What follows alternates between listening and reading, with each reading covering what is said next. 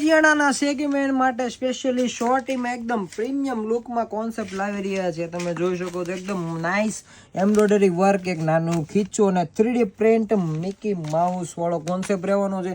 એની પછીનો કોન્સેપ્ટ રહેવાનો છે શર્ટમાં. તમે જોઈ શકો છો એકદમ પ્રીમિયમ લુકમાં પ્યોર 100% કોટન ફેબ્રિક અને એકદમ જબરદસ્ત નીચે ચેક્સમાં શોર્ટ્સ આપેલી છે. તમે જોઈ શકો છો. અને સેકન્ડ કલરની વાત કરીએ તો સેકન્ડ કલર રહેવાનો છે એનો પીચ કલર.